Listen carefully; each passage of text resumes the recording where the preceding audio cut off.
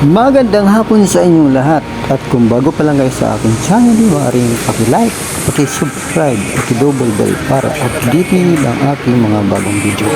Ito ay patungo naman kami sa Vergara. Ang Vergara yung mga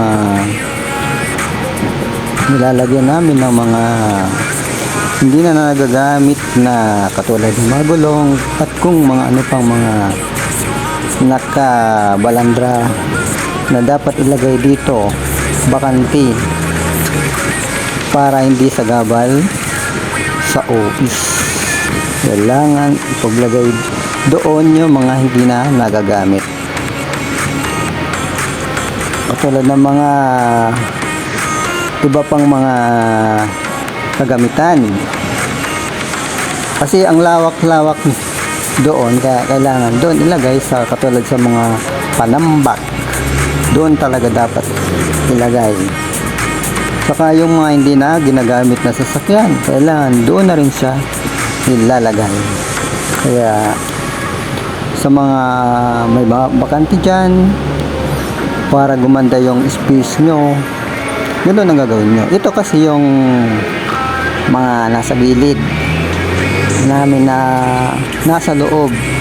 Ang ginawa ko ay nilabas ko para maging malinis naman dito sa loob, kasi sa gabal kasi lalo na pinaglalagyan ko ng mga basura, kaya ang ginawa ko nilabas ko sa gilid ng kalsada. Kaya naisipan ko na doon na lang ilagay sa bakanting lote sa Vergara para maluwag, kasi bawal kasi sa kalsada na may mga tambak-tambak. Kaya ang ginawa ko ay sinabi ko sa aking mga boss na kailangan i-clearing namin yung mga nakatambak sa labas, para good job naman para sa mga tao at para sa mga mahawak sa kalsada.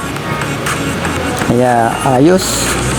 Kaya yung mga namumuno at mga naganong mga kagawad sa barangay, thank you for support my channel. Huwag niyong kakalimutan, Alama Kids TV. Shoutout ko din si Kuya John. Yan ang ano namin sa barangay. Si Ate Amor.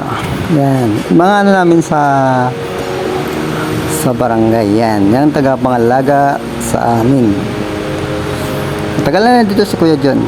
Kaya thank you very much po. Kaya Kuya John, nililinis ko na rin yung ano nito ko, clearing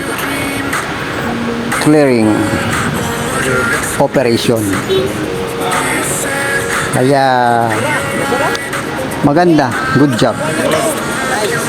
Kaya naisip ko doon na lang siya talaga itambak at hindi nakakasagabal ito. Okay, ito na yung bakante na napuntahan namin. Ito na ipapasok na yung lugar ng bakante. Di ba? Ang lawak-lawak pa. Madamo pa. Saka maganda talaga mga lagayan to. Tingnan mo yung mga hindi na ginagamit. Dito talaga ang lagayan siya. Maganda dito magtanim ng mga katulad ng mga tanim dito, tanlad at kung mga mangga, kung ano pa. At pwede rin dito mag-alaga ng mga katulad ng manok. Kaya lang wala ditong yung tubig. Walang tubig at kuryente dito. Tama-tama lang talaga, talaga. Tambakan siya. Okay na.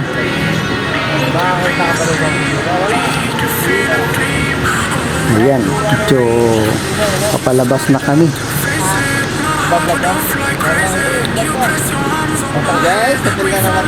Parang probinsya din, no?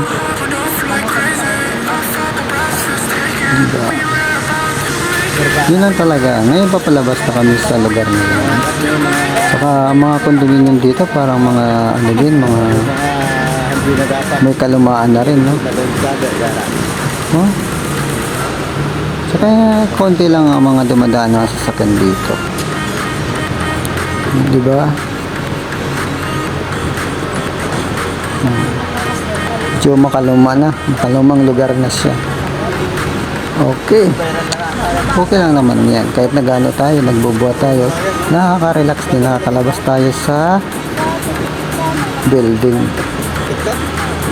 Makikita na simoy ng hangin. Makikita tayo ng magagandang views. Kaya mga nagpapa-views dyan, payakap naman sa akin. Bigyan naman ng aming more views at pa-share naman po. Okay. Yung pagpapalabas namin, medyo may traffic na rin kasi marami ng sasakyan. Pero doon talaga, parang kukunti lang sasakyan. Ngayon, ito, maraming sasakyan siya. Siyempre ano kasi hapon, talagang yung iba kasi pauwian na rin. Pero saglit lang, diretso na naman ang biyahe. Shoutout ko si Angel, Sir Mike, Sir Aris, si Calvin, Christopher Guillem, si Joyce TV, si Loreto Riparet, si Marimar, at mga ka-work, si Rona Santos, si Ray Fernandez at Ri Gallardo, si Hilario Ranzarote. Okay, binabagtas na namin ang palabas patungo sa Maynila.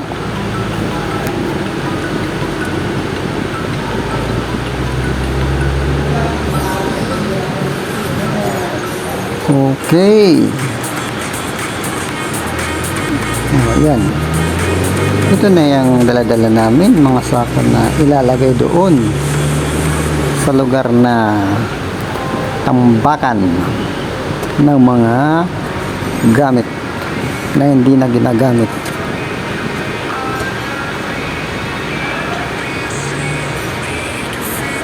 Kaya yung mga sobra-sobra na dyan, na mga kailangan na siyang iligpit. Kaya kayo may sa bahay nyo na hindi naman nyo ginagamit, ganun ang gagawin nyo, ilabas na yon. At kung meron kayong mga bakanting dapat paglagyan, ilalabas na para maging magandang tingnan ang iyong bahay no hindi na ginagamit. Kailangan na siyang i-dispatch o ibenta sa mga junk shop. Wala naman, mabubulok lang yan, diba? Ayun, medyo mababa din talaga ang binabagtas, medyo may kalayuan talaga. Pero pag walang traffic, mabilis naman makarating. Maganda talaga pag pumupunta o pag nagliligpit talaga mga araw na Sabado. Yan. Sabado, Linggo, yan, mga araw na yan, maganda. Pag Lunes, mga hanggang Biyernes, grabe, may traffic man yan. Pero maaga naman, mas lalong mas maganda, maaga. Ito na yung lugar na to, oh, yung ano namin. Tambakan namin. Tambakan ng mga gamit. Ito yung mga nabubulok ng mga sasakyan, doon na rin nilalagay.